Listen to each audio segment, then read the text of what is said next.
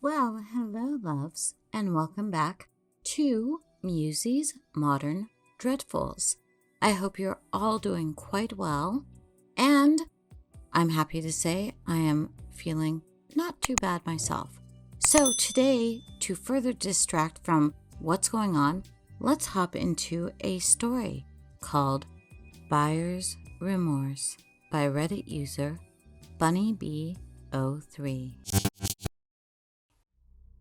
Ever since I was a little girl, I've always loved flea markets and estate sales. You can find the coolest stuff for next to nothing. My husband Brogan hated that kind of stuff. Well, ex-husband, I should say. 3 years. God knows how many affairs, and no children later, I was done. With that being said, it only seemed right to go to the local flea market and do some retail therapy. The divorce was just finalized this morning. Let's see what I can buy to fill this Brogan-shaped hole in my life. He always hated incense, so I'm gonna buy it all. Cones, sticks, oils, and white sage to help smudge his residual energy from the house. No more of his BS anymore. No more of the sensitive nasal passages and his "What's that shit burning in Sydney? I can't breathe." Now, I really do hate to be bitter, but I must be to get through the pain of this transition. At one time, he was my soulmate, my ever after.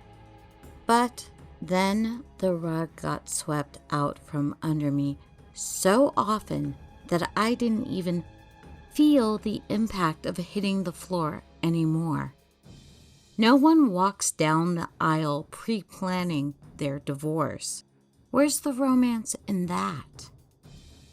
I hold my head high, try to keep busy, and focus on the positives. Instead of being sad I'm in an empty bed. Besides, I can be happy that I don't have to worry about the locations of any of the other occupants anymore. He can creep and crawl into whichever bed he pleases now. And instead of being sad that I'm 34 with no children, I can be happy knowing that I didn't have them with the wrong person. Besides, I still have plenty of time. It's scorching hot outside by the time I reach the flea market. I just want to get in there, raid the incense booth, and get back to my air-conditioned car. The mental checklist in my head plays continuously like a PowerPoint presentation on repeat. First slide, scented oils. Second slide, incense cones.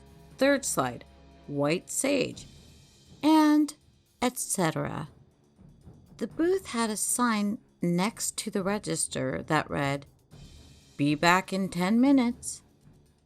Yeah, okay.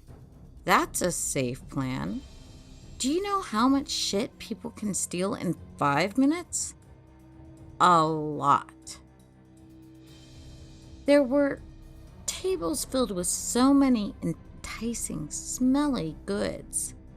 When Brogan was in a good mood, he would slightly tolerate nag champa. I'll be sure to avoid that one. The vendor isn't back yet, and I have more than what I came for. I put my items on the makeshift counter when something in the adjacent corner catches my eye. It's a mass of coal-colored smoke enveloping this massive figurine.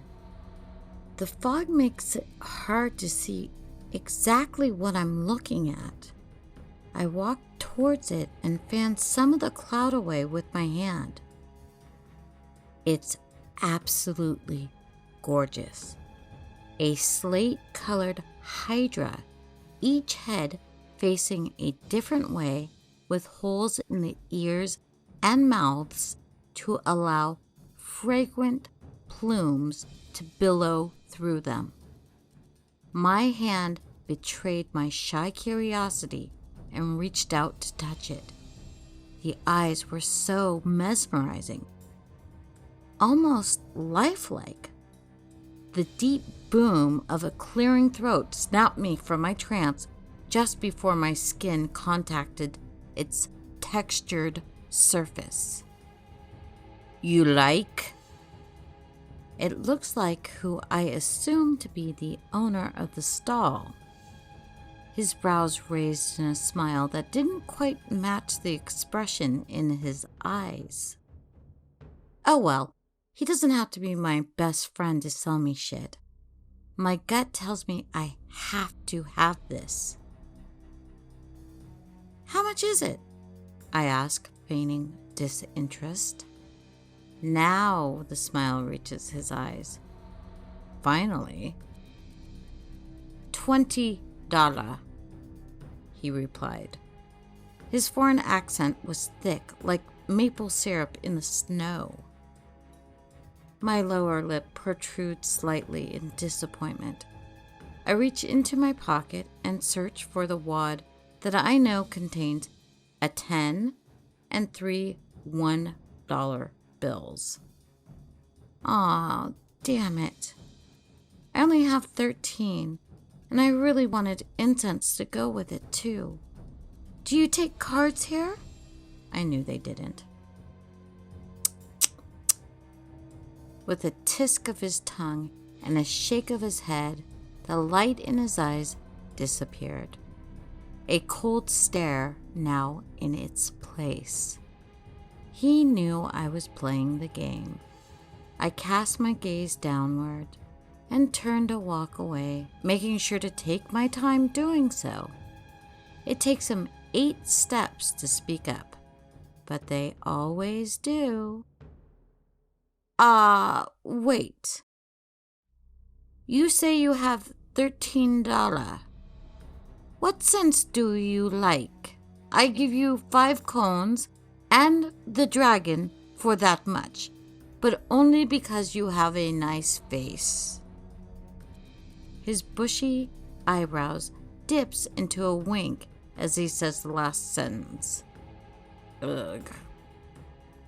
It's a hydra, and thank you so much. That's very kind, I correct him with a smile. Bargain in hand, I leave the stall, but before I'm out of earshot, I think I hear him call out something to me. It sounded like he said, "Burn?" I know how incense works, buddy. Thanks. I make sure to buy myself a funnel cake with the $20 I have folded crisply in my other pocket. I'm a shit, I know, but I wanted to reward myself for a negotiation well done. Besides, I'm going through it right now. I need any perk I can get. The AC quits halfway through my ride home. Of course it does. That's just how my life goes these days. It's not too hot outside, but it's still worrisome, as I know next to nothing about cars. Brogan always did that stuff. A dead ball of sadness slams into the pit of my gut. Waves of positive memories fill my mind until it can no longer contain them, causing pools of tears to escape down my face. An acrid smell fills the inside of the car.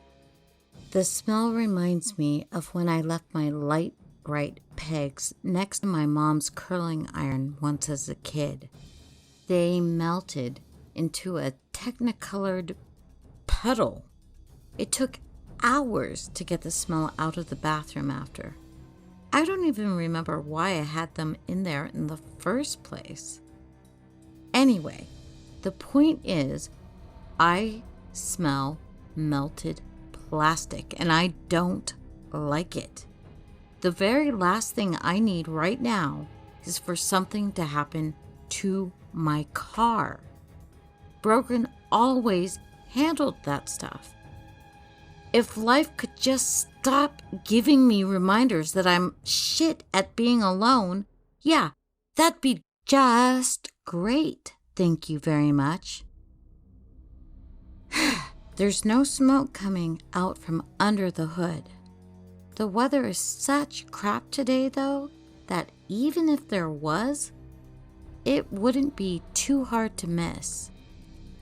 I pull over, heavily expecting the worst. My knowledge and expertise when it comes to automobiles is limited, so I half expect to see a smoldering heap of melted plastic and metal leering from under the hood. However, when I open it, there's nothing out of the ordinary. Everything looks the same as it has 100 times before. There's no smoke.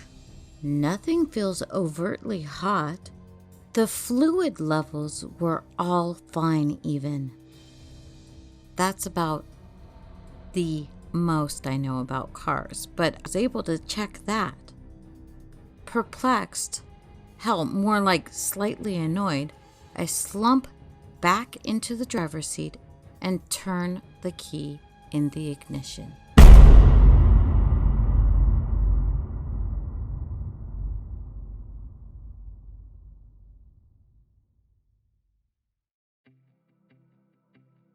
And with that, I will save the rest for part 2, which shall be coming very quickly. Well, pretty quickly. In the meantime, I don't know. What do you think is going on? Maybe something to do with the incense and the Hydra? Maybe she should have paid attention? I don't know. Well, maybe I do know. But come back and you will hear the rest of this fabulous story by the friend and author that we all know as Bunny B03. All right, friends, talk to you soon, and stay sane, stay healthy. Bye.